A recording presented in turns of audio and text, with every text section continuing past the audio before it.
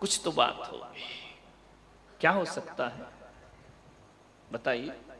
छोटे में लड़ते हो, झगड़ते हो, मारपीट होती है, तू मैं करते हो, उसके बाद भी रहते तो चार दीवार और एक छत के नीचे हो ना।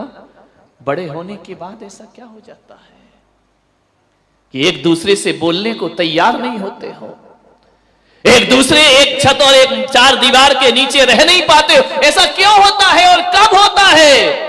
कोई पुरुष मुझे बता दे तो मैं सोचूंगा कि मुझे अब प्रवचन की जरूरत नहीं है। ऐसा क्यों हो जाता है? कब होता है ऐसा? कोई बता सकता है? आपकी तो बीत रही है ना। क्या हो जाता है ऐसा? बोलो, घबराओ नहीं, मत डरो, मैं हूं ना। क्या हो जाता है ऐसा? कोई बता दे। हाँ बोलो। अच्छा, बिना माइक के बोलने का त्याग है? माइक दो भाई उसको, देखो बोल रहा। ऐसा जीवन में कौन सा मोड़ आता है, कौन सी गली आ जाती है, कौन सा समय ऐसा आ जाता है जहां दो भाई आपस में साथ नहीं रह सकते हैं? गुरुदेव के चरणों में नमोस्तु। गुरुदेव, पहले एक ही राशन कार्ड में पूरे परिवार का नाम होता है। बड़ा होकर शादी हो जाती है, घर वाले उनका अलग अलग राशन कार्ड बना देते हैं। पीढ़ी दर पीढ़ी वही चलता है। पहले परिवार में माँ बाप, बेटे, वो प्रवचन मत कर। उसके बाद बच्चे, वाइफ, उसके बच्चे, वो परिवार बन जाता है। नहीं, जो सही बात है वो तू बता नहीं रहा है। बैठ जा। कोई बताइए, दो भाई भाई अलग क्यों हो जाते हैं? ऐसा नहीं है कि उनका कहा सुनी नहीं होती थी पहले, ऐसा नहीं है कि एक दूसरे की बातें नहीं काटते थे, सब कुछ करते थे, फिर भी एक छत के नीचे रहते थे। ऐसा कौन सा मोड़ जिंदगी में आता है दो भाई अलग हो जाते हैं?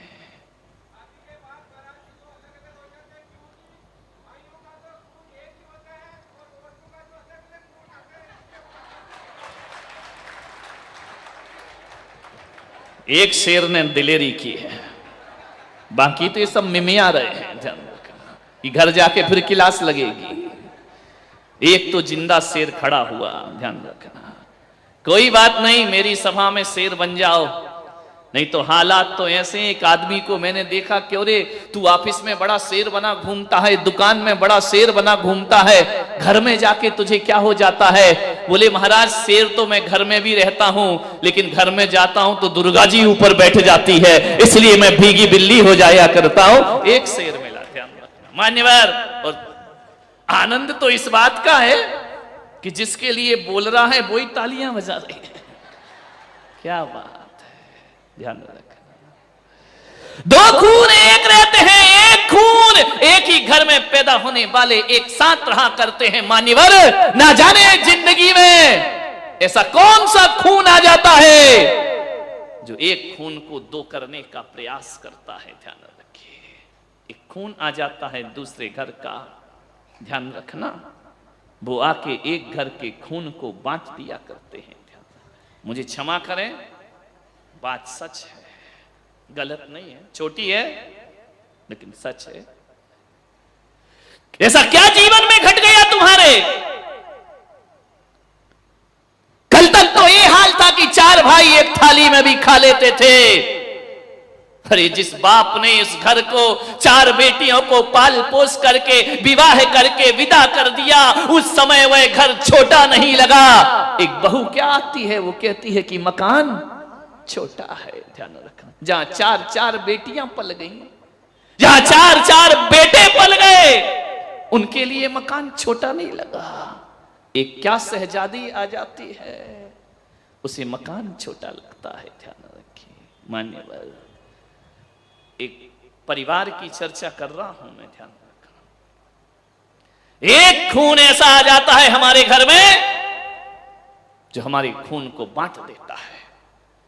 भाई भाई के खून तो एक ही हुआ करते हैं, एक पराया खून आता है। एक बात का दुख तो तब होता है कि जिस खून को बड़े बाजे गाजे के साथ विवाह करके लाते हैं, एक बात याद रखना, वह खून जो शादी करके घर में आता है, मैं कहता हूं वो खून ऐसा पराया खून है, वो कभी इस घर को अपना घर नहीं समझ पाता है, कभी इन माँ बाप को अपना माँ बाप नहीं समझ पाता है, कभी देवर को भाई नहीं समझ पाती है, कभी ननंद को बहन नहीं समझ पाती है। वो हमेशा दूरियां बना करके रहा करती है। एक बात याद रखना, यदि इस घर को अपना घर मान लिया होता तो आज ये दशा घरों की होने वाली नहीं थी। एक बात स्मरण में रखना, यदि ये घर तुमने अपना घर माना होता तो कभी तुम अपने पति से ये नहीं कह रही होती, शाम को जब वो थका हारा लौट करके आता है, भोजन करता है, कमरे में जाता है, वहां पर शिकायतों की लिस्ट तैयार रहा करती है।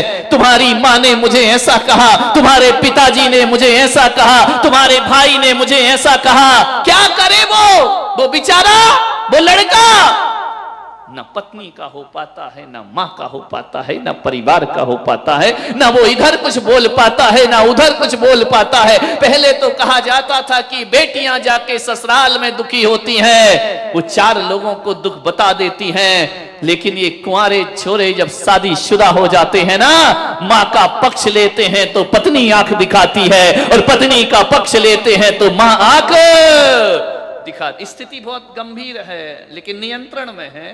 जब तक पुलक सागर मौजूद हैं तब तक नियंत्रण में स्थितियां रहेंगी आपके घरों की। बहुत परेशान हो जाता है वो,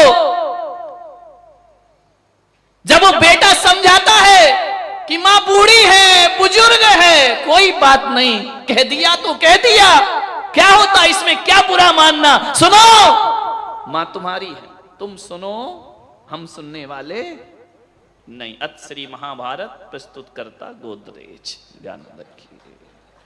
वहीं से महाभारत शुरू हो जाया करती है।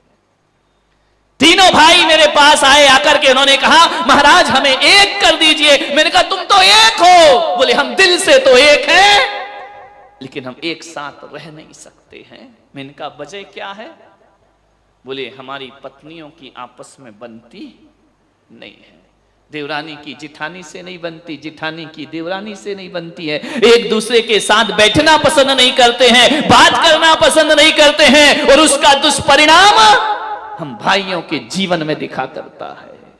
हमने ऐसे भी लोग देखे हैं सूरत वालों कि एक बड़े पिताजी अपने भतीजे को यदि 100 रुपए भी देते हैं ना, तो पत्नी से छुप छुप के दिया करते हैं।